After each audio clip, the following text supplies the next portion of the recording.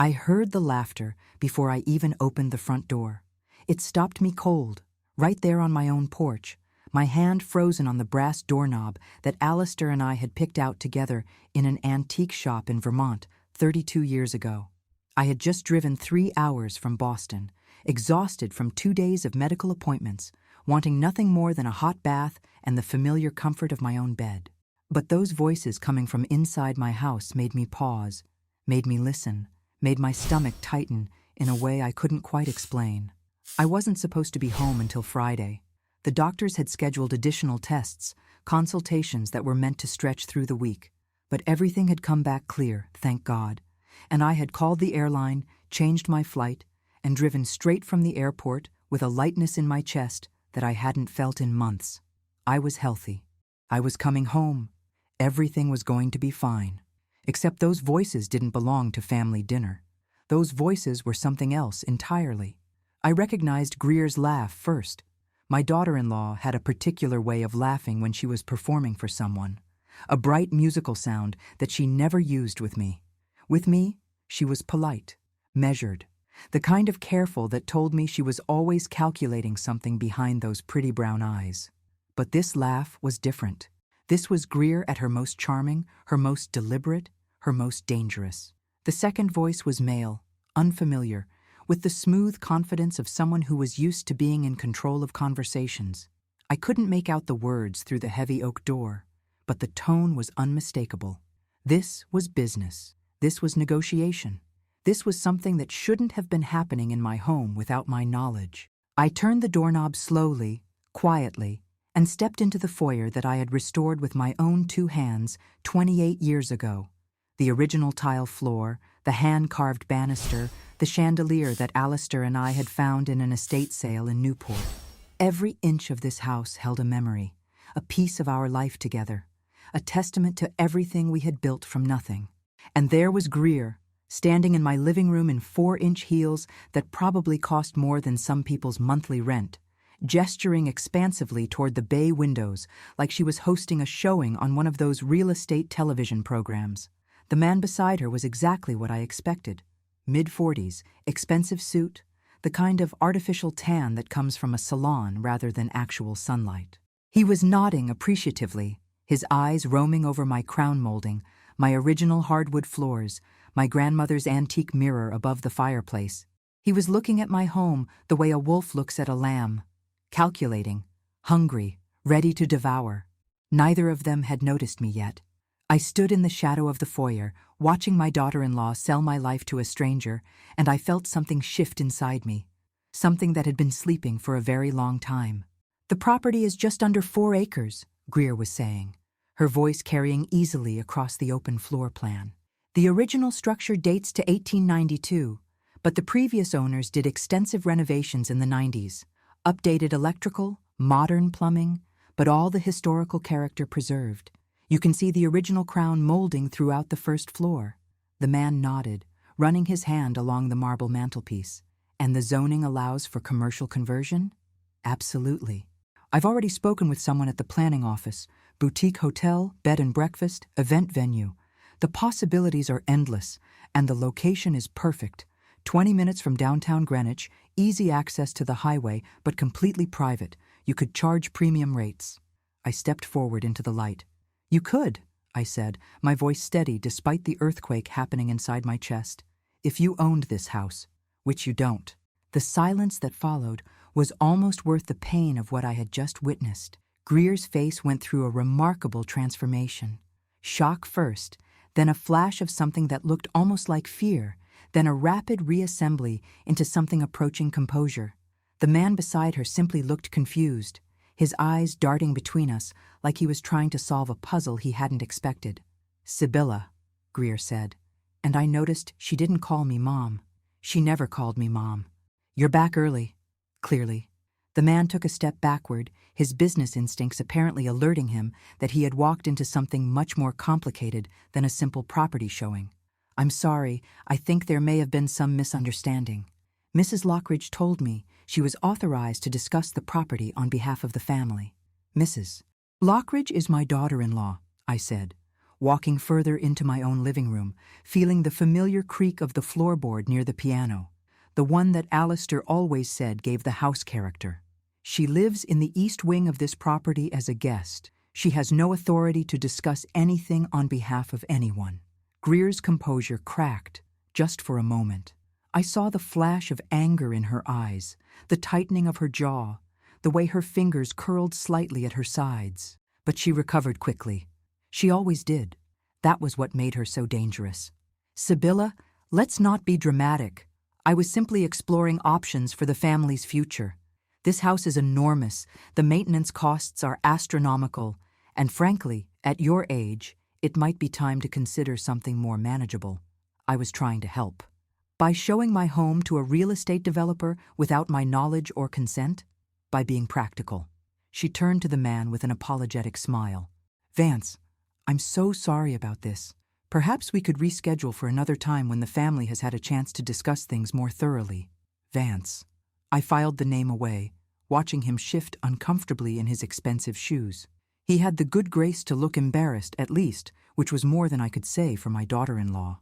Actually, I said, before he could respond, I think Mr. Vance should hear exactly what he's walked into. Please, sit down, both of you. Neither of them moved. Greer's eyes were calculating now, trying to figure out her next move, trying to determine how much damage control would be necessary. Vance looked like he wanted nothing more than to disappear through the front door and pretend this entire afternoon had never happened. I insist, I added, and something in my tone must have convinced them, because Greer slowly lowered herself onto my grandmother's settee, and Vance perched on the edge of the armchair by the window, looking profoundly uncomfortable. I remained standing. There are moments in life when you understand with perfect clarity that everything is about to change. This was one of them. I could feel it in my bones, in the way my heart was beating too fast, in the strange calm that had settled over me like a protective shield. Mr. Vance, I began, I don't know what my daughter-in-law has told you about this property, but I suspect she left out some rather important details. This house belongs to me. It has belonged to me for 28 years. My late husband and I purchased it together, restored it together, raised our son here together. When my husband died 3 years ago, the property passed to me through a very specific legal arrangement, specifically what's called a life estate with remainder. Vance's expression shifted. I could see him doing the math, reassessing the situation, probably calculating how much of his afternoon had just been wasted. Do you know what that means, Mr. Vance? I continued. It means that this property cannot be sold, transferred, or encumbered in any way without my explicit notarized consent. It means that my daughter-in-law has no legal authority whatsoever to negotiate on my behalf. And it means that whatever discussions you've been having about boutique hotels and commercial conversions have been, I'm afraid, entirely fictional. Greer's face had gone very still. I knew that look. I had seen it before, in business negotiations that weren't going her way, in arguments with Dashel that she was losing. It was the look of a woman who was rapidly running out of options. Sibylla, she said, her voice tight with controlled frustration. You're embarrassing yourself. I was simply trying to help you understand that there are options. You're nearly 60 years old. This house is too much for one person. The practical thing would be to sell, to downsize, to simplify your life. I thought if you saw what was possible, what the property could be worth, you might reconsider your position. I let her words hang in the air for a moment, studying her face. This woman my son had married 6 years ago. She was beautiful. I would give her that. The kind of beauty that had probably opened doors for her throughout her life. The kind that made people want to believe whatever she told them. But beauty fades, and what's underneath eventually shows through. And when exactly? I asked quietly. Were you planning to consult me about reconsidering my position? Before or after you'd already negotiated a sale price with Mr. Vance? For the first time since I'd walked in, Greer seemed to falter. The mask slipped just for a second, and I saw something raw underneath. Desperation, maybe, or fear, or something darker that I didn't want to name. I was going to talk to you, she said. Of course I was going to talk to you. I just wanted to have all the information first, so we could have an intelligent conversation about the future. Is that so wrong? To want what's best for this family? What's best for this family? I repeated slowly. Greer, do you know what I find most interesting about this situation? It's not that you went behind my back. It's not that you brought a stranger into my home to discuss selling it without my knowledge. It's the fact that you genuinely seem to believe you have a right to make these decisions, that somehow, in your mind, you've already moved past me, like I'm just an obstacle to be managed, a problem to be solved. I turned to look at her directly, and I saw something flicker in her eyes. Recognition, maybe. The dawning awareness that she had badly miscalculated. You said something very interesting when I walked in, I continued. You didn't see me at first, so you didn't have time to put on your usual performance. Do you remember what you said to Mr. Vance? You called me the previous owner. You said the previous owners did renovations in the 90s, like I was already past tense, like I was already gone. Greer opened her mouth to respond, but I held up my hand. And then, when you finally noticed me standing here, in my own home, watching you try to sell my life to a stranger, do you know what you said? You said I was back early, not welcome home, not I'm so sorry. You said I was early, like I had interrupted something, like my presence in my own house was an inconvenience. The room had gone very quiet. Even Vance had stopped fidgeting, watching the scene unfold with the uncomfortable fascination of someone who had stumbled into a family drama far beyond his pay grade. Greer straightened her spine, and I watched her reach for the composure that had served her so well over the years. The practiced smile, the reasonable tone, the carefully crafted words designed to make me doubt my own perceptions. Sibylla, I think you're overreacting. You've just had a long trip, you're tired, and you've walked into a situation that I admit looks bad without context. But I promise you, everything I've done has been with the family's best interests at heart, including yours, especially yours. She paused, tilting her head slightly, her expression shifting to something approaching concern. You know, at your age, it's natural to feel attached to the past. This house represents so much history for you. But history can be a burden, Sibylla. Sometimes the kindest thing we can do for ourselves is let go, simplify, focus on what really matters. Spending time with Poppy, for instance. Wouldn't you rather have more energy for your granddaughter than waste it all on maintaining a house that's far too big for one person? There it was, the threat wrapped in silk, the reminder that she controlled my access to the one person in this world I loved more than life itself, my granddaughter, my Poppy. The 4-year-old who called me Vivi and spent hours with me in the garden, who curled up in my lap for stories, who looked at me with Alistair's eyes and made me feel like maybe, just maybe, there was still magic left in the world. Greer knew exactly what she was doing. She always did. I looked at her for a long moment, really looked, and I made a decision that had probably been building for 3 years without my conscious awareness. I was done. Done being polite. Done avoiding conflict. Done pretending I didn't see exactly what was happening under my own roof.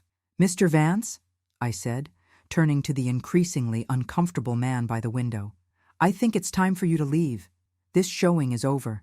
In fact, it never should have happened in the first place. He was on his feet before I finished the sentence, already reaching for his briefcase. Of course.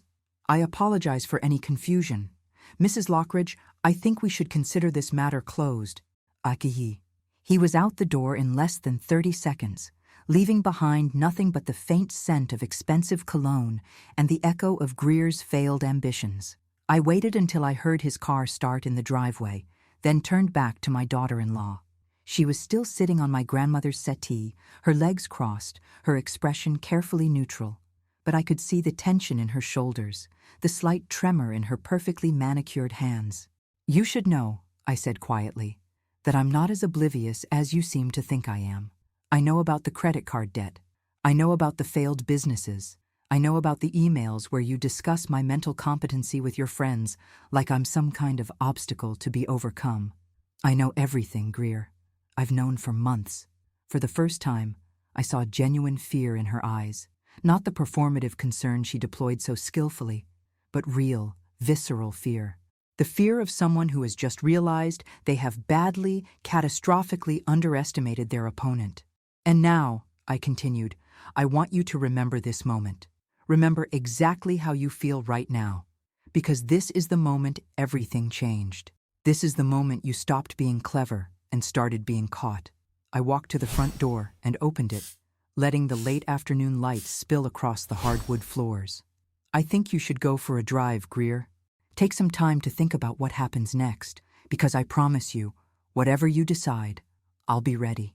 She stood slowly, her movements stiff, her face pale beneath her carefully applied makeup. As she passed me, she stopped, and for just a moment, the mask dropped completely. "You have no idea what you've just started," she said, her voice low and hard. I met her eyes without flinching. "No, Greer, I know exactly what I've started. I've started the end. The only question is whose end it's going to be."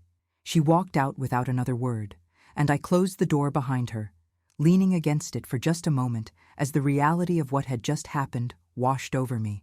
My hands were shaking. My heart was pounding. But underneath the fear and the anger and the grief, I felt something I hadn't felt in a very long time. I felt alive. I felt powerful. I felt like the woman I used to be, before I let grief turn me soft, before I let loneliness make me vulnerable, before I forgot that I had built a business from nothing and survived losses that would have destroyed lesser people. Greer thought she was dealing with a fading widow, waiting out her last years in quiet dignity.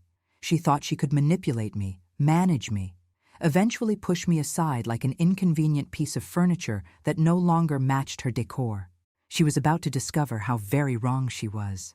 I walked into my kitchen, poured myself a glass of the good wine, and sat down at the table where Alistair and I had shared thousands of meals, planned our futures, weathered our storms. The house was quiet around me, but it wasn't an empty quiet. It was a patient quiet, a waiting quiet, the kind of quiet that comes before everything changes. I thought about my son, my Dashiell, working himself to exhaustion in Manhattan while his wife schemed behind his back. I thought about Poppy, my precious granddaughter, being used as a bargaining chip in a game she was too young to understand. I thought about Alistair and what he would say if he could see what was happening to our family. And I thought about myself, about who I used to be, before loss and age and loneliness convinced me to make myself small. I had built an antique empire from nothing. I had negotiated with collectors who thought a woman had no place in their world. I had survived bankruptcy, betrayal, the death of the man I loved more than life itself. I was not going to be pushed out of my own home by a woman who confused Instagram followers with actual accomplishment. Tomorrow, I would start making calls. The lawyer who had handled Alistair's estate, the accountant who knew every detail of my finances, the private investigator I had worked with years ago when I suspected a business partner of fraud. I had resources. I had connections. I had a lifetime of experience dealing with people who underestimated me. But tonight, I would sit in my beautiful home, drink my good wine, and remember exactly who I was. My name is Sibylla Bellamy. I am 58 years old. I have built fortunes and survived ruins. I have loved deeply and lost devastatingly. I have raised a son and buried a husband, and held my granddaughter in my arms for the first time, and known that life still had meaning, even after everything, and I am not going anywhere. To understand how I ended up standing in my own foyer watching my daughter-in-law try to sell my home, you need to understand how I got here in the first place. Not just to this house, but to this life, to this moment where everything I built teetered on the edge of someone else's ambition. I met Alistair Bellamy in the spring of 1987 at an estate auction in upstate New York. I was 20 years old, working as an assistant for a small antique dealer in Manhattan, earning barely enough to cover my rent in a shared apartment with 3 other girls. He was 24, recently graduated from engineering school, attending the auction because his grandmother had asked him to bid on a particular set of chairs that had once belonged to her family. He bid on the wrong chairs, I corrected him. He asked me to dinner as a thank you, and I said no because I couldn't afford to take time off work. He came back to the auction house the next day, and the day after that, and the day after that, until my boss finally told me to just go to dinner with the persistent young man before he wore a hole in the carpet. That dinner turned into 31 years of marriage, 31 years of building something together, of dreaming together, of surviving together.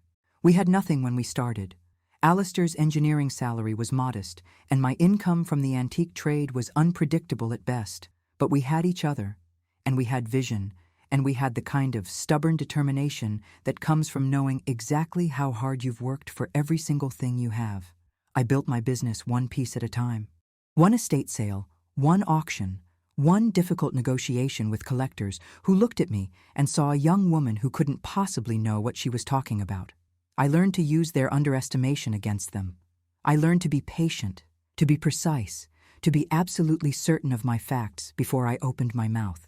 By the time I was 30, I had a reputation. By the time I was 40, I had an empire. The house came in 1997. A colonial property from 1892, neglected for decades, sitting on almost 4 acres of overgrown land in Greenwich. The previous owners had let it fall into disrepair, and the estate was desperate to sell. Alistair and I walked through it together on a gray November afternoon, stepping over broken floorboards and ducking under sagging ceilings, and we both saw the same thing: potential, history, home. We spent 5 years restoring it. Every weekend, every vacation, every spare moment we had. Alistair handled the structural work, the engineering problems, the things that required technical expertise. I handled the aesthetic restoration, tracking down period-appropriate fixtures, sourcing original materials, making sure that every detail honored the history of the house while making it livable for a modern family. Dashiell was born in 1991, 6 years before we bought the house. He grew up watching us work on it, handing us tools, learning the names of architectural elements most children never hear. By the time he was 10, he could identify a federal-style mantelpiece from across the room. By the time he was 15, he had decided he wanted nothing to do with antiques, history, or old houses, and was determined to become a lawyer. I understood. Children need to find their own paths, even when those paths lead away from everything their parents love. Alistair and I supported his choice, paid for law school, watched with pride as he graduated near the top of his class and joined a prestigious firm in Manhattan. He was building his own empire in his own way, and we were proud of him. And then he met Greer. I remember the first time he brought her home for dinner. It was Thanksgiving 2019, and she walked into my house like she was assessing a property for purchase. Her eyes swept over the original moldings, the restored fireplace, the antique furniture I had collected over decades, and I saw something in her expression that I couldn't quite name. Not appreciation, not admiration, something hungrier, something that calculated value in ways that had nothing to do with beauty or history. But Dashiell was happy. He was happier than I had seen him in years, and that mattered more to me than my own vague uneasiness. Greer was charming, attentive, full of compliments about the house and questions about our restoration work. She laughed at Alistair's jokes and asked me about my business and played the role of perfect girlfriend with practiced ease.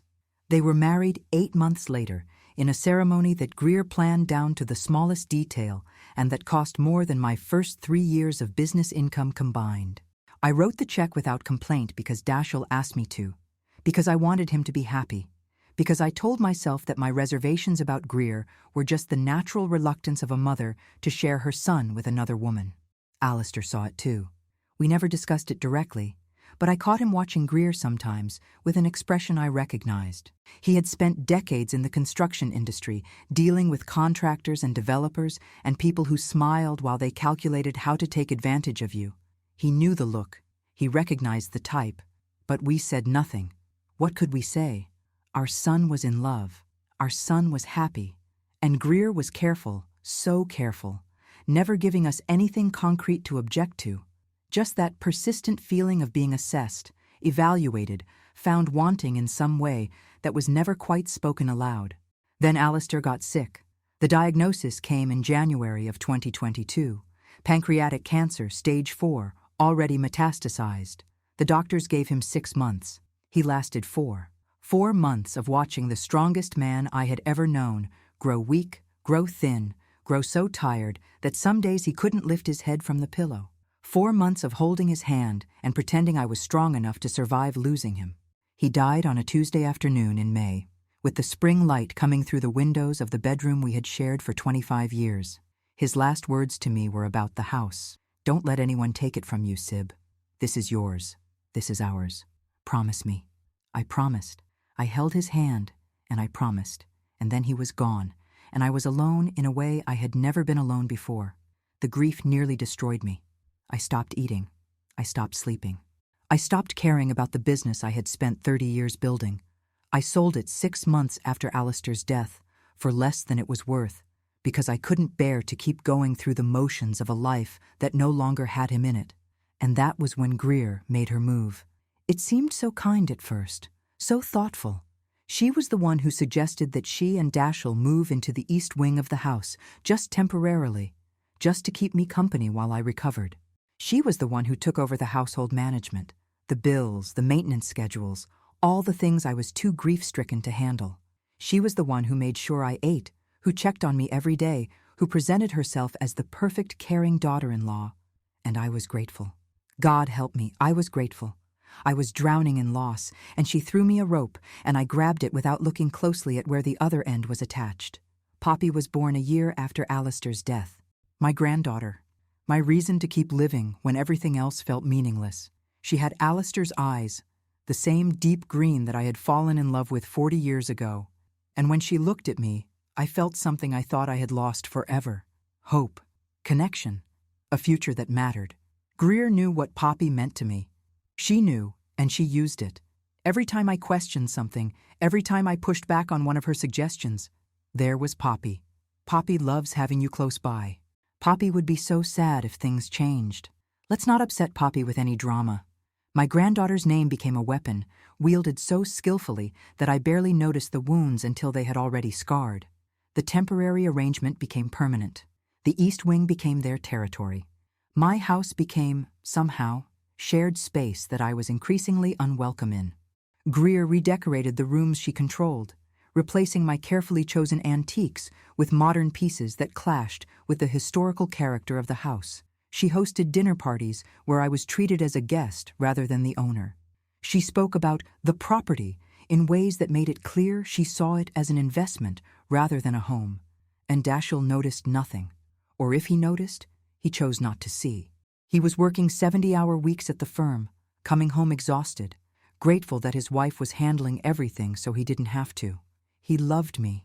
I never doubted that. But he had been captured by Greer's careful performance so completely that he couldn't see the cage she was building around both of us. 3 years. 3 years of watching my daughter-in-law slowly, methodically position herself to take everything I had built. 3 years of being managed, maneuvered, marginalized in my own home. 3 years of telling myself that I was being paranoid, that Greer meant well, that family meant compromise. And then I came home early from Boston, and I heard that laughter, and I walked into my living room to find her showing my house to a developer like I was already dead. I think part of me had been waiting for this moment, waiting for her to finally make a mistake big enough that I couldn't ignore it, couldn't excuse it, couldn't pretend it was anything other than what it was. The mask had slipped, and I had seen the face underneath, and there was no going back now. Alistair had asked me to protect our home. He had made me promise, and for 3 years I had been too lost in grief, too desperate for connection, too afraid of losing access to my granddaughter to keep that promise. But standing in my foyer that afternoon, watching Greer's face as she realized she had been caught, I felt something fundamental shift inside me. The fog of grief that had clouded my judgment for 3 years began to lift. The woman I used to be, the woman who had built an empire from nothing, who had faced down collectors and competitors and everyone who ever underestimated her, that woman was still there. She had been sleeping, but she wasn't dead, and she was finally awake. I had resources Greer didn't know about, connections she had never bothered to investigate, a lifetime of experience dealing with people who smiled while they planned to take what wasn't theirs. I had made a promise to a dying man, and I had nearly broken it, but nearly wasn't the same as completely. It wasn't too late. It wasn't too late to fight back. It wasn't too late to protect everything that mattered. Greer thought she was dealing with a grieving widow too weak to resist her schemes. She was about to learn the truth, and the education was going to be expensive.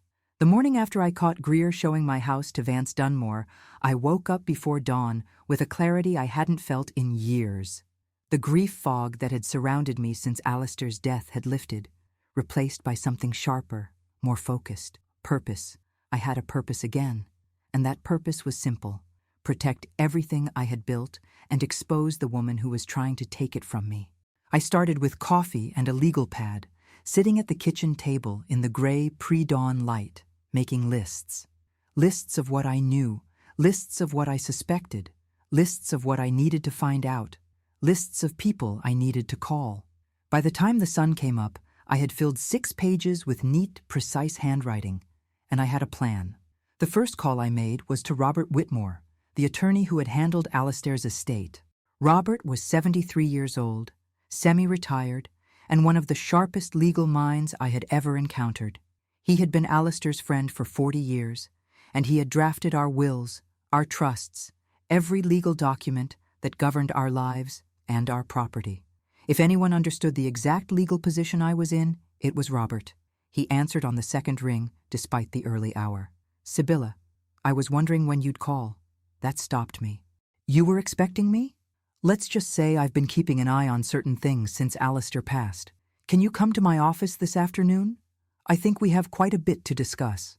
I arrived at Robert's office at 2 o'clock, carrying a folder of documents I had gathered from my files: bank statements, credit card records, printouts of emails I had discovered on the shared family computer. Evidence of Greer's activities that I had been collecting for months without fully admitting to myself why I was doing it. Robert looked at everything I brought, nodding slowly, his expression growing grimmer with each page he reviewed. When he finished, he leaned back in his leather chair and studied me with eyes that had seen decades of family conflicts and legal battles. "You know she can't actually sell the house," he said. "Alistair's will was very specific. Life estate with remainder to Dashel. You have complete control of the property until your death or voluntary surrender. Without your notarized consent, any sale would be legally impossible." "I know, but that's not what worries me." "No," Robert agreed. "What worries you is what she might do to get that consent, or to make you incapable of withholding it." He pulled out a file from his desk drawer, one that he had clearly prepared before my arrival. "I've been doing some research on your daughter-in-law, Sibylla, quietly, on my own time. I hope you don't mind. Alistair asked me to look out for you, and this seemed like something that needed looking into." What Robert showed me confirmed my worst suspicions and revealed depths of deception I hadn't even imagined. Greer's financial situation was far worse than I had realized. The $87,000 in credit card debt was just the tip of the iceberg. She had also taken out personal loans using Dashel's credit, investments that had gone bad, failed business ventures that she had hidden from everyone. But the most disturbing discovery was a series of emails between Greer and Vance Dunmore dating back almost 8 months. They had been planning this for nearly a year. The emails discussed strategies for convincing me to sell, timelines for when I might be ready to transition to assisted living, and most chillingly, references to my mental state that suggested Greer was laying groundwork to challenge my competency if necessary. "She's been telling people you're showing signs of cognitive decline," Robert said quietly. "Nothing formal, nothing documented, just casual comments to friends, to her doctor, to anyone who might be useful as a witness later. Building a narrative."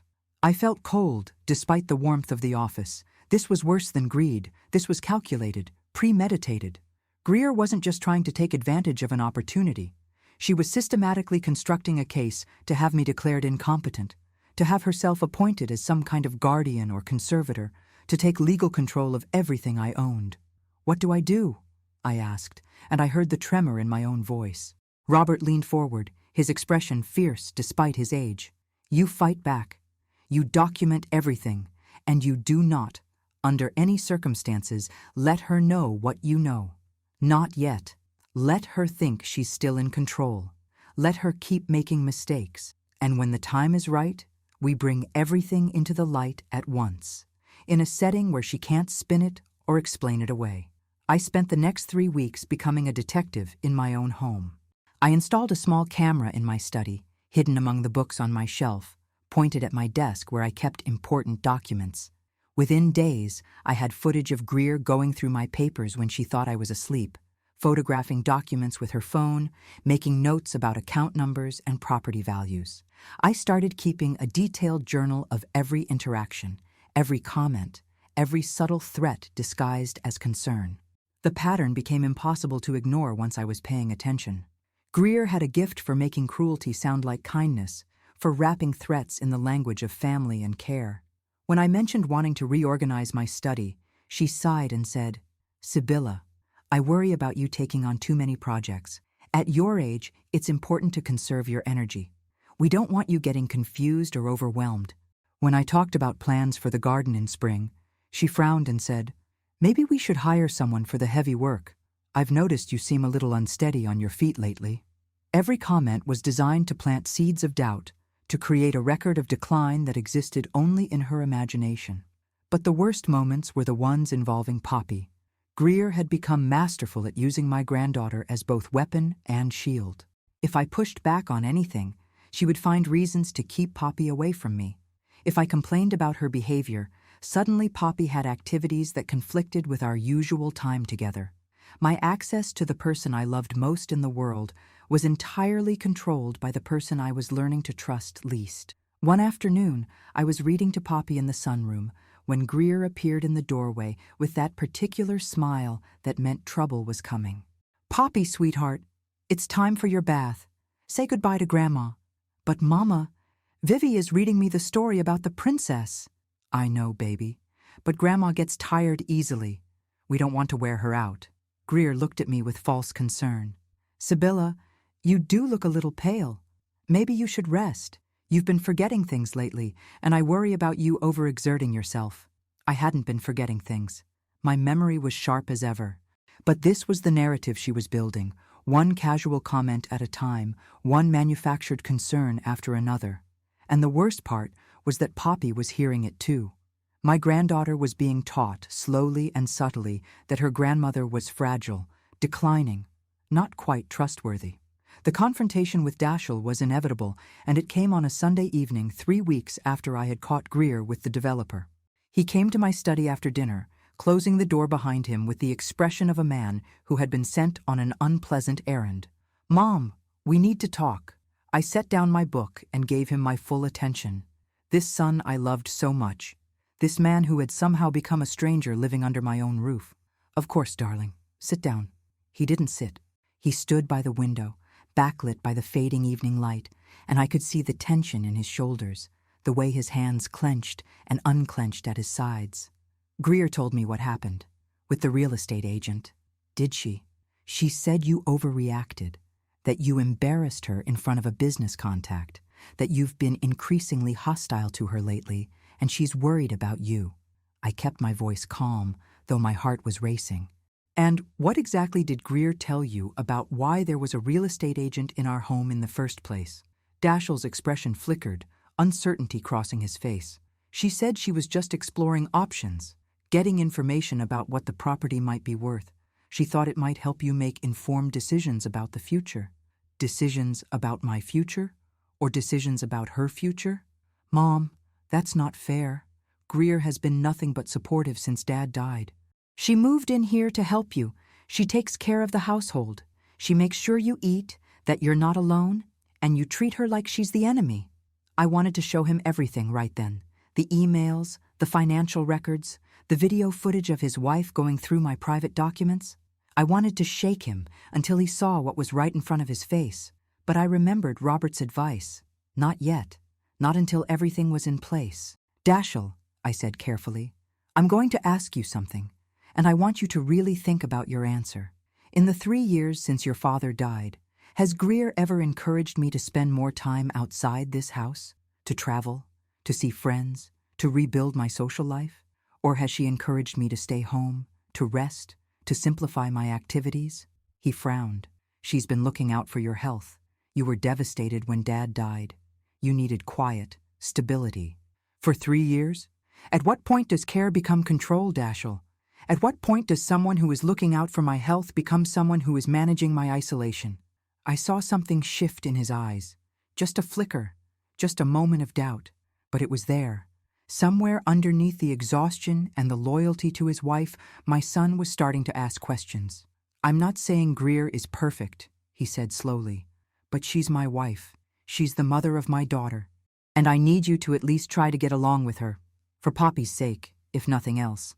I love Poppy more than my own life. Everything I do with her in mind. But I will not be pushed out of my own home, Dashiell. I will not be managed or manipulated or convinced that I'm losing my mind when I'm not. And if you can't see what's happening here, then I'm afraid you're going to have to learn the hard way. He left without another word, and I sat alone in my study as darkness fell, feeling the weight of what was coming. I was going to have to hurt my son to save him. I was going to have to show him truths about his wife that would devastate him, and there was no guarantee that he would believe me, even with evidence. Love makes people blind, and Dashiell had been blind for a very long time. The next development came from an unexpected source. Vance Dunmore called me directly, asking if we could meet for coffee. I was suspicious, but also curious. In my experience, people who reach out after being caught in an uncomfortable situation usually have something to offer. Some piece of information they're willing to trade for absolution, or at least for the appearance of being on the right side. We met at a cafe in town, far from my home and any chance of Greer seeing us. Vance looked uncomfortable, stirring his coffee without drinking it, avoiding my eyes. Mrs. Bellamy, I owe you an apology. I should have done more due diligence before getting involved with your daughter-in-law's proposal. I should have verified that she had the authority she claimed to have. Yes, you should have. But you're here now, which suggests you have something more than an apology to offer. He finally met my eyes, and I saw something there that surprised me. Not guilt exactly. More like self-preservation, dressed up as conscience. I've been in this business a long time. I've seen a lot of family situations that went bad, and I've learned to recognize certain patterns. He pulled out his phone and showed me a series of text messages between himself and Greer. Messages where she discussed timelines for when I would be transitioned out of the property.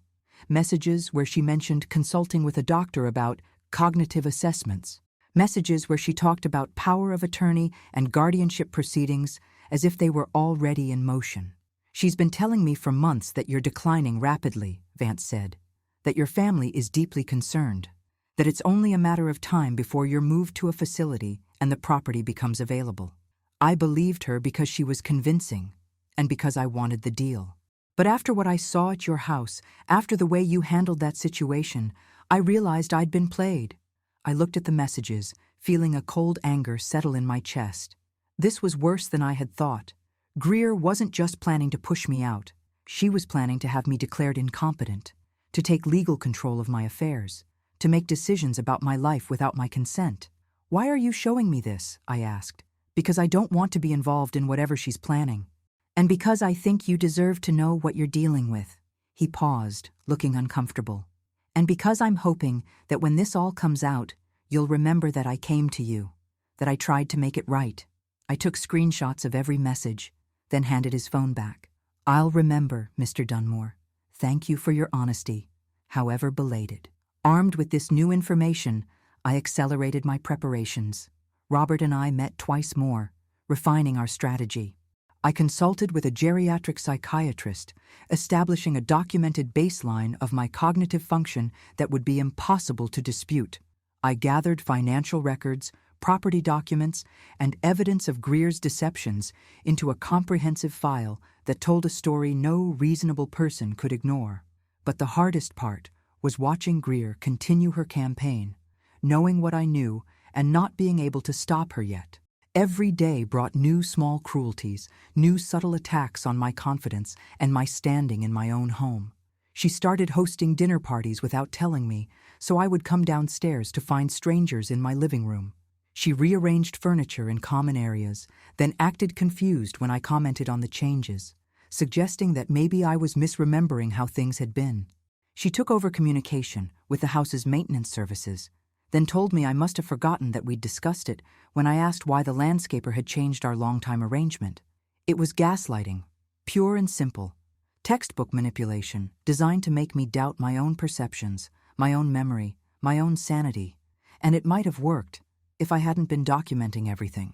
If I hadn't had proof that my memory was fine, that my perceptions were accurate, that the only thing wrong with my mind was that I had trusted the wrong person for too long. The breaking point came on a Thursday afternoon, 6 weeks after I had first caught Greer with the developer. I came home from lunch with a friend to find a woman I didn't recognize sitting in my living room with Greer, taking notes on a clipboard. "Sibylla!" Greer's voice was bright, cheerful, with that edge of false concern that I had learned to recognize. "This is Dr. Patterson. She's a social worker who specializes in elder care. I asked her to stop by and do an assessment, just to make sure we're meeting all your needs."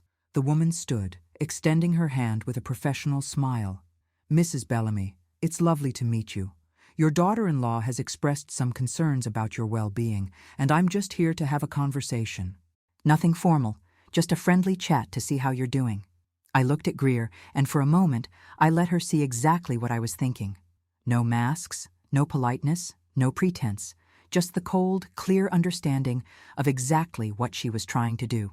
"Dr. Patterson," I said, turning to the social worker with my most gracious smile, "I'm afraid there's been a misunderstanding. I don't have any care needs that require assessment. I'm a healthy, mentally competent woman of 58 years old, and I have documentation from my own physicians to prove it. What you've been told about me is inaccurate, and I suspect you've been brought here under false pretenses." The social worker's professional smile faltered. She looked between me and Greer, clearly sensing that she had walked into something more complicated than she had been led to expect. "Perhaps I should schedule a follow-up appointment," she said carefully, "after the family has had a chance to discuss things more thoroughly." "That would be wise," I agreed. "And Dr. Patterson? In the future, you might want to verify information with the actual person in question before conducting assessments on behalf of concerned family members. Some concerns are genuine. Others are manufactured." After the social worker left, I turned to Greer. She was still sitting on my grandmother's settee, her expression a careful mask of wounded innocence. "Sibylla, I don't understand why you're being so hostile. I was only trying to help. Dr. Patterson came highly recommended, and I thought a professional perspective might give us all peace of mind." "Peace of mind for whom, exactly?" "For the family. For Dashiell, who worries about you constantly. For me, since I'm the one who takes care of you day to day. And for Poppy, who deserves to know that her grandmother is being properly looked after."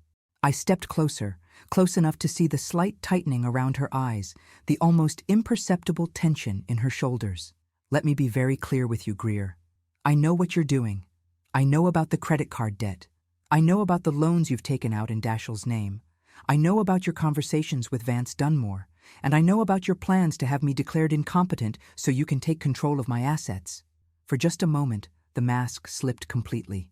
I saw fear in her eyes, real fear, the kind that comes when you realize your opponent knows more than you thought possible. But Greer was nothing if not quick. "I have no idea what you're talking about," she said smoothly. "And frankly, Sibylla, this kind of paranoid accusation is exactly why I'm worried about your mental state. Maybe we should schedule an appointment with your doctor, just to make sure everything is okay." I smiled, and I saw her flinch at whatever she saw in my expression. "By all means, let's involve doctors. Let's involve lawyers. Let's involve anyone you'd like. Because I promise you, Greer, when all of this comes to light, there's only going to be one person who looks crazy, and it isn't going to be me." I walked out of the room and went to my study, locking the door behind me.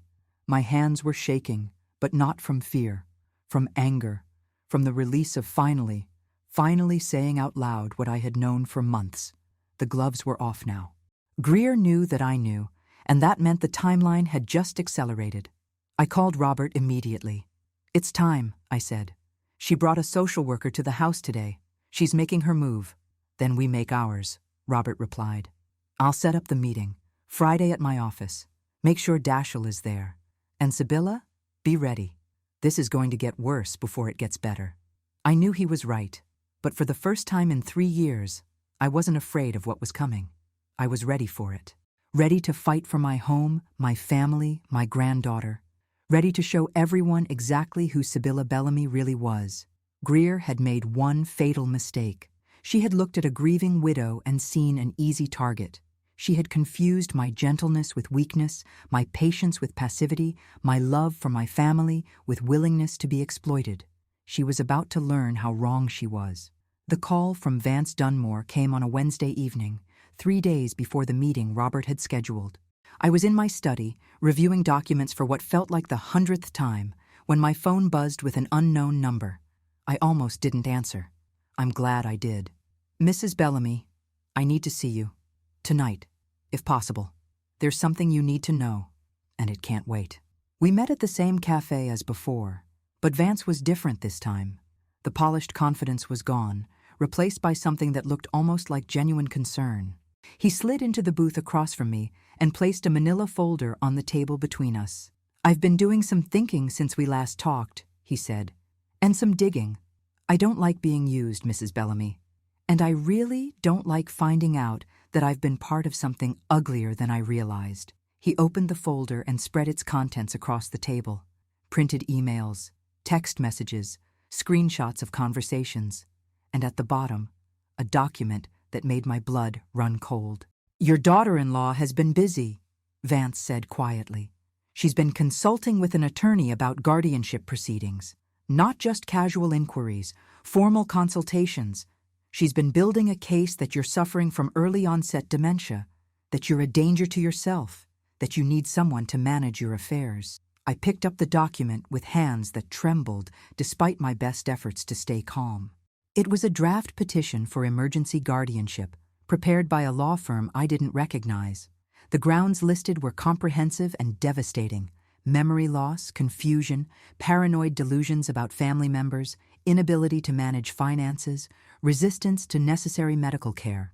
Every lie Greer had been telling for the past year, formalized into legal language. "She hasn't filed it yet," Vance continued. "From what I can tell, she was waiting until she had more documentation, more witnesses, more evidence that you were declining. The social worker visit was part of that. She's been laying groundwork, trying to create a paper trail that would support her claims." I looked up at him, and I knew my face was showing everything I was feeling: the shock, the betrayal, the cold, creeping horror of understanding exactly how close I had come to losing everything. Not just my home, my freedom, my autonomy, my right to make decisions about my own life. "Why are you showing me this?" I asked, my voice barely above a whisper. Vance looked uncomfortable, shifting in his seat. "Because I saw you that day at your house, the way you handled the situation, the way you spoke. Mrs. Bellamy, you're not confused. You're not declining. You're one of the sharpest people I've ever met, and what your daughter-in-law is trying to do to you is criminal. Maybe literally criminal." He paused, meeting my eyes directly. "And because I have a mother. She's 82 years old, lives alone, still manages her own affairs perfectly well. The idea that someone could do to her what Greer is trying to do to you makes me sick. So yeah, I'm choosing a side. And it's not hers." I gathered the documents carefully, placing them back in the folder with precision that helped steady my shaking hands. This was the evidence I needed. This was proof not just of Greer's intentions, but of a deliberate, systematic campaign to strip me of my rights. This wasn't a family disagreement. This was attempted theft on a scale I hadn't fully grasped until this moment. "There's something else," Vance said, and something in his tone made me stop. "The emails between me and Greer, the ones I showed you before.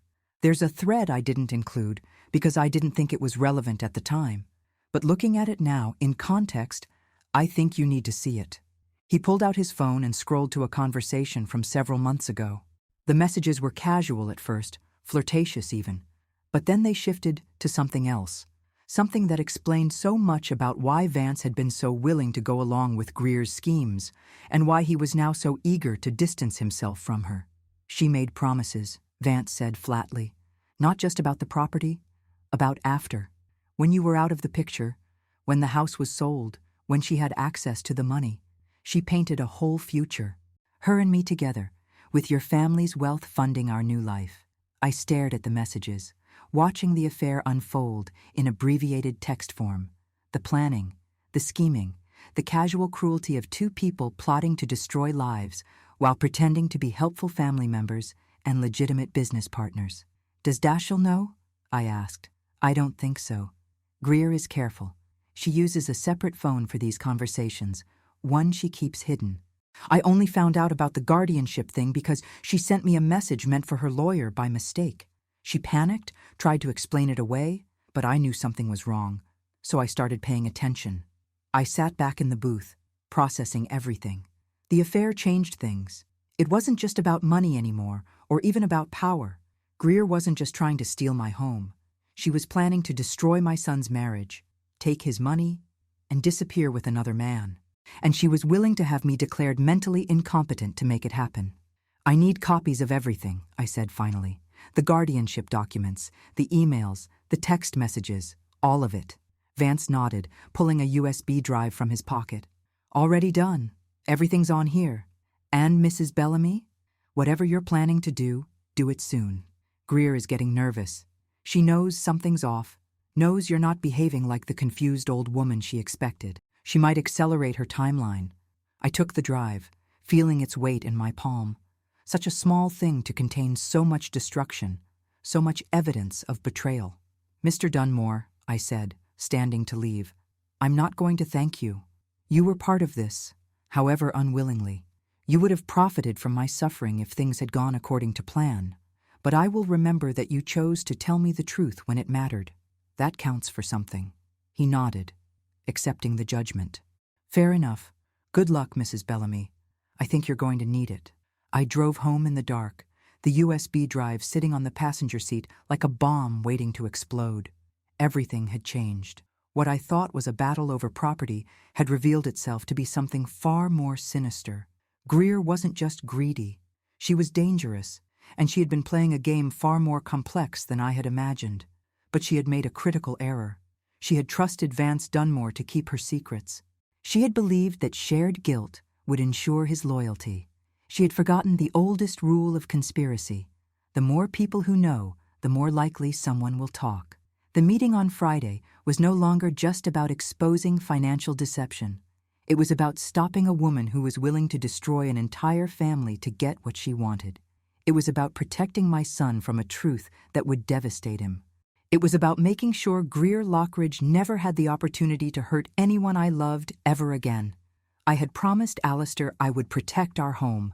But this was bigger than the house now. This was about protecting everything. Our son, our granddaughter, our legacy. And I was ready. Finally, completely, absolutely ready. The morning of the meeting, I woke before dawn and lay in bed, watching the light slowly change through the windows Alistair and I had restored together. I thought about all the mornings we had shared in this room, all the conversations whispered in the dark, all the plans we had made for a future that was cut short too soon. I missed him so much it felt like a physical ache, but for the first time since his death, the grief was accompanied by something else: determination, purpose, a clear understanding of what I needed to do.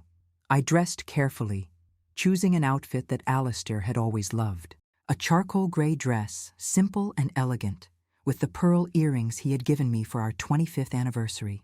I wanted to look like exactly what I was, a woman of substance, of dignity, of unshakable composure. I wanted Greer to understand, the moment she saw me, that she had catastrophically misjudged her opponent. Robert's office was in a converted brownstone in downtown Greenwich, with heavy wooden furniture and walls lined with law books. It was the kind of space designed to convey authority and tradition, and today those qualities felt particularly appropriate.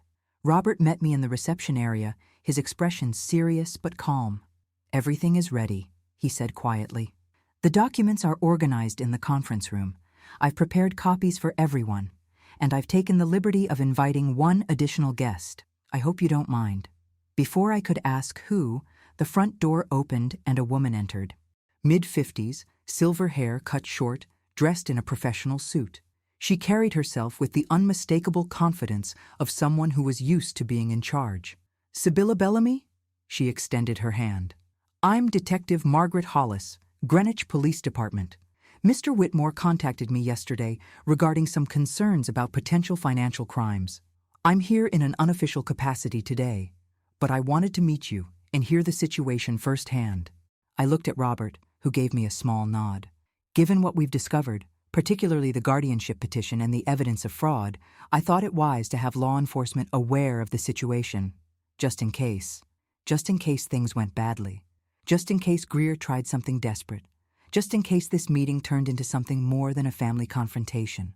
I understood, and I was grateful for Robert's foresight. Dashiell arrived at 10 o'clock exactly, looking exhausted and confused. He hadn't wanted to come. Greer had spent the past 2 days trying to convince him that this meeting was unnecessary, that his mother was becoming increasingly paranoid, that entertaining my delusions would only make things worse. But Robert had called him directly and insisted, lawyer to lawyer, and Dashiell's professional instincts had won out over his wife's objections. "Mom? What is this about?" He kissed my cheek distractedly, already checking his phone. "I have a deposition at 2. Can we make this quick?" "Sit down, darling. This is important." Greer arrived 15 minutes late, which I suspected was deliberate. She wanted to make an entrance, to establish that her time was valuable, to put everyone else on the defensive from the start. She swept into the conference room in a cream-colored dress that probably cost more than some people's monthly salary, her expression a careful mixture of concern and impatience. "I'm so sorry I'm late. Traffic was terrible." She leaned down to kiss Dashiell, a proprietary gesture that made my stomach turn now that I knew what I knew. "Robert, it's lovely to see you again, though I must admit, I'm not entirely sure why we're all here. Sibylla has been a little confused lately about family matters." Robert's expression didn't change. "Please, have a seat, Mrs. Lockridge. We have quite a bit to discuss." Greer sat, crossing her legs elegantly, projecting an image of relaxed confidence. But I saw the tension in her shoulders, the slight tightness around her eyes. She knew something was wrong. She just didn't know how wrong. Robert began by placing a document in front of each of us. "Let's start with the basics. This is Alistair Bellamy's last will and testament, executed in 2018 and unchanged at the time of his death. As you can see, the Greenwich property was placed in a life estate, with Sibylla as the lifetime beneficiary and Dashiell as the remainder man. This means that the property cannot be sold, transferred, or encumbered without Sibylla's explicit, notarized consent, under any circumstances." Greer's expression flickered, just for a moment. "Yes, we're all aware of the legal arrangement. I don't see why this requires a formal meeting. We're here because it has come to my attention that you have been actively attempting to circumvent this legal arrangement." Robert's voice was calm, measured, devastating. "We're here because you have been meeting with real estate developers to discuss selling a property you have no legal right to sell.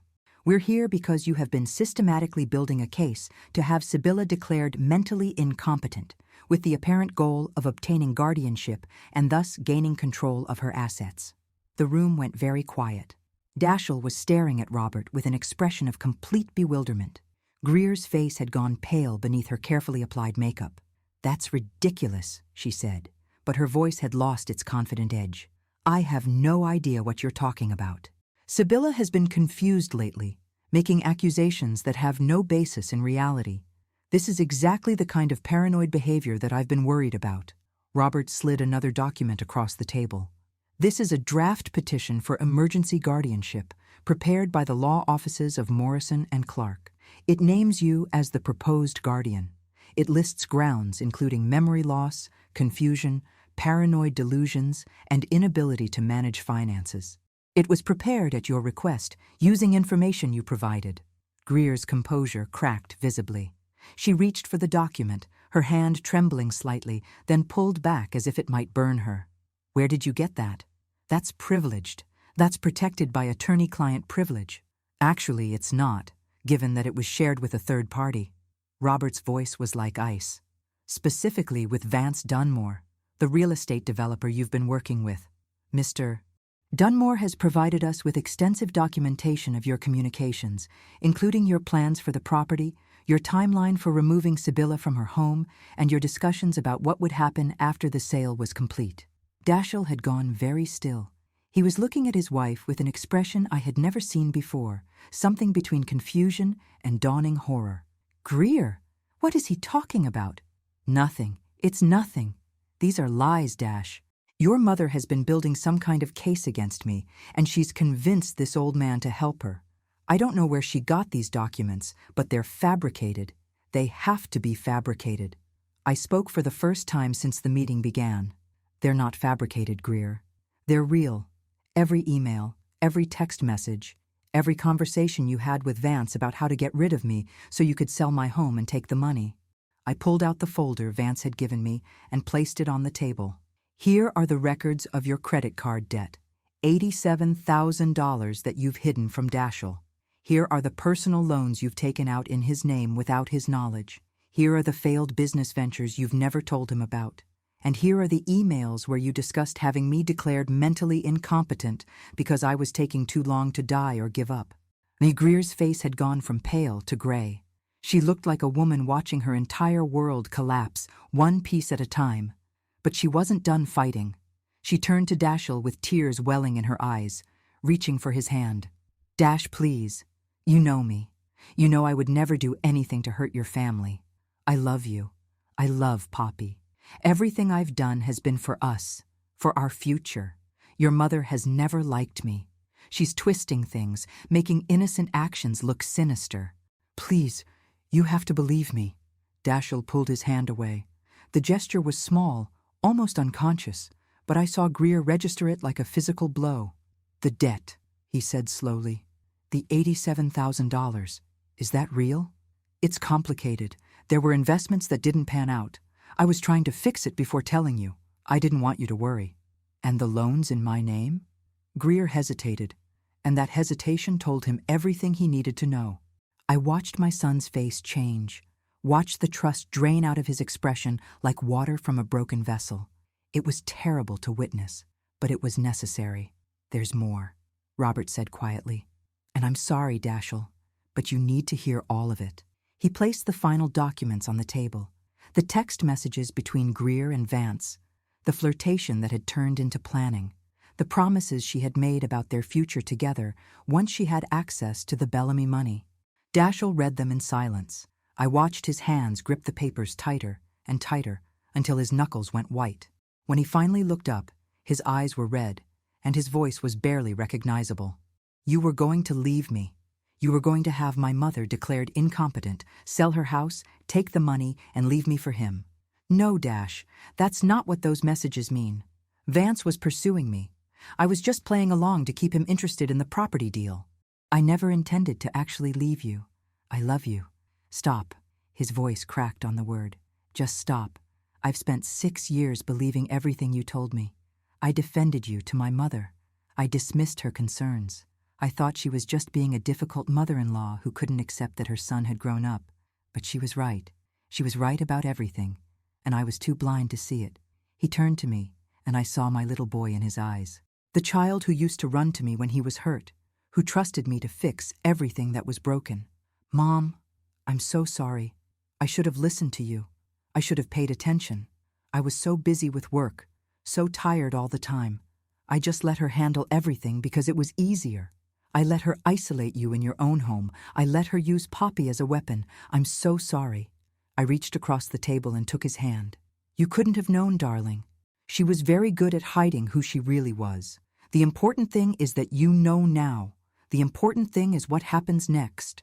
Greer stood abruptly, her chair scraping against the hardwood floor. The tears were gone, replaced by something harder, more desperate. This isn't over. I have rights. We're still married. I'm still Poppy's mother. You can't just throw around accusations without proof. Detective Hollis spoke for the first time. Actually, Mrs. Lockridge, there's substantial proof. Taking out loans in someone else's name without their knowledge is fraud. Attempting to have someone declared incompetent using false information is fraud. And depending on how the guardianship petition was prepared, there may be additional charges to consider. Greer's face went completely white. She looked around the room like a trapped animal, searching for an escape route that didn't exist. I want to speak to a lawyer, she said.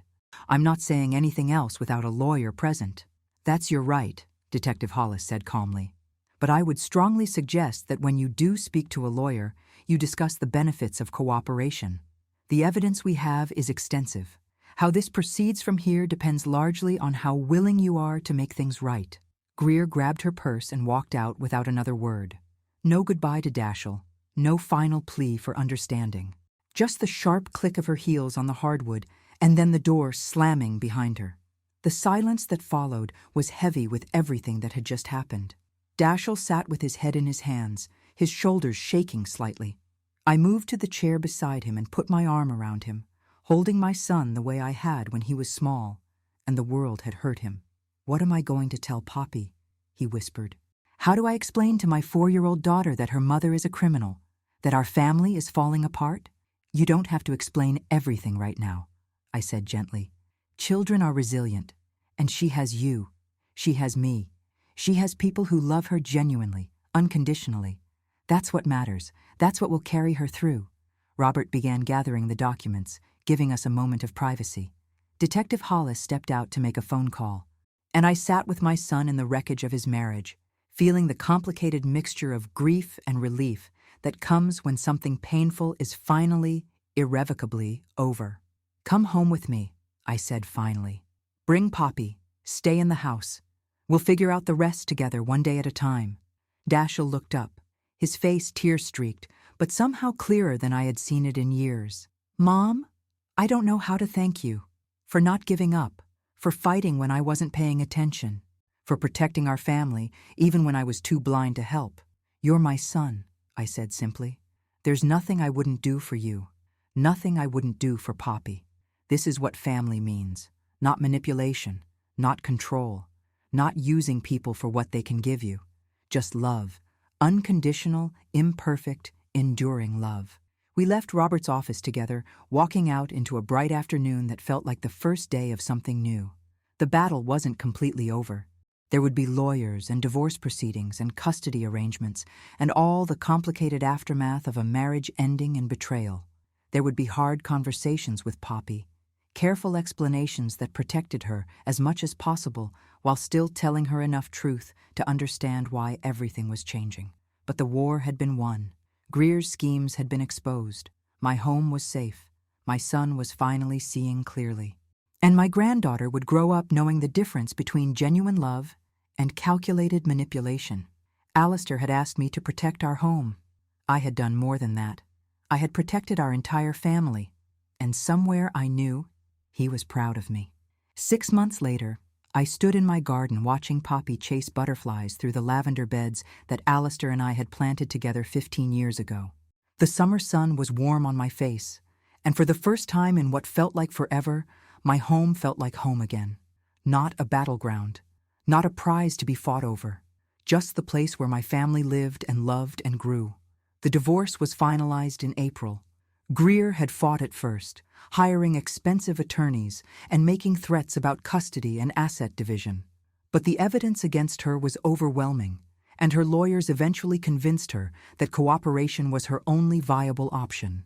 She accepted a settlement that gave her nothing from the Bellamy estate, agreed to shared custody of Poppy with Dashiell as the primary parent, and quietly moved to an apartment in Stamford paid for by her own family. The criminal charges were more complicated.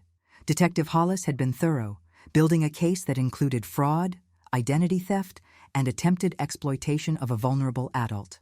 In the end, Greer pleaded guilty to reduced charges in exchange for a suspended sentence and community service. She would have a criminal record, but she wouldn't go to prison. I had mixed feelings about that. Part of me wanted her to face the full consequences of what she had tried to do. But a larger part of me just wanted it to be over, wanted to stop thinking about Greer Lockridge and focus on rebuilding what she had nearly destroyed. Dashiell moved into the East Wing permanently, the same space Greer had once occupied. But where she had treated it like conquered territory, he treated it like what it was, a temporary arrangement while he put his life back together.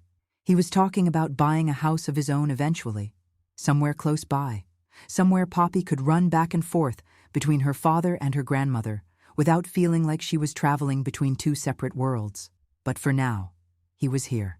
We had dinner together most nights, the three of us around the kitchen table, Poppy chattering about preschool and butterflies and the elaborate imaginary games she invented.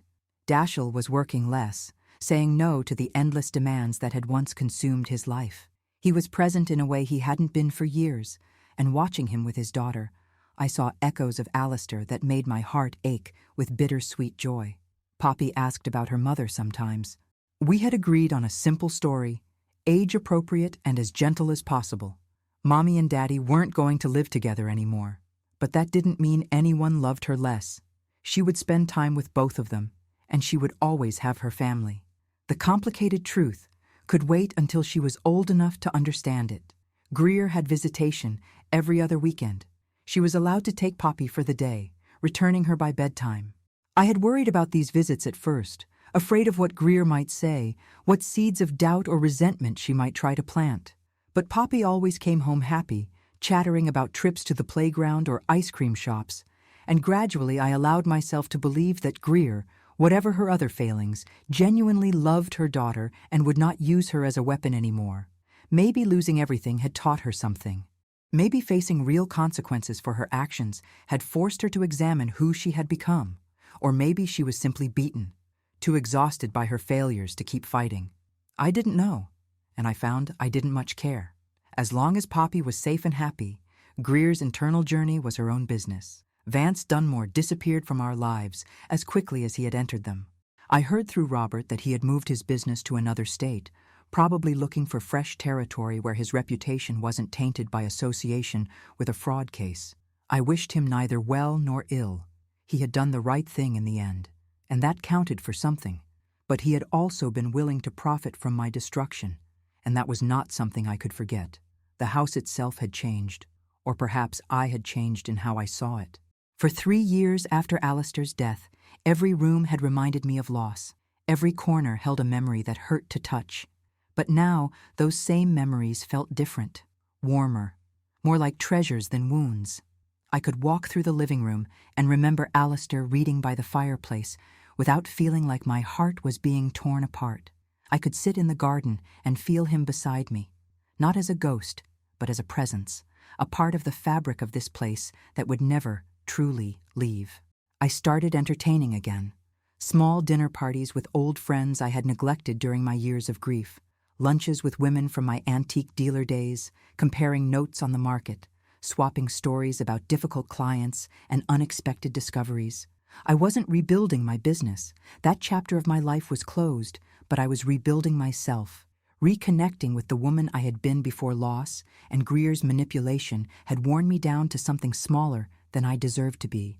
Robert Whitmore became a regular visitor, stopping by for tea and conversation. He was a widower himself, 3 years ahead of me on the grief journey, and we found comfort in each other's company.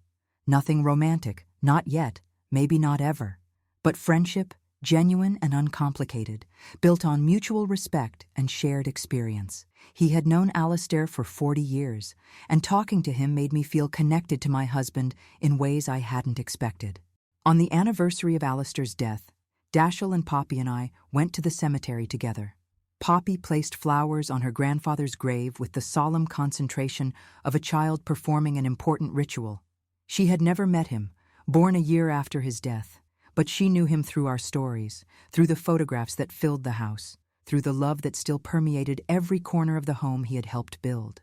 Grandpa Alistair planted the butterflies, she told me seriously as we walked back to the car.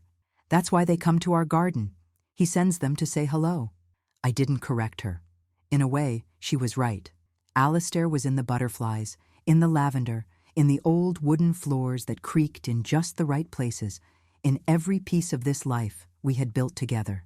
Death had taken his physical presence, but it couldn't touch what we had created. That endured. That would always endure.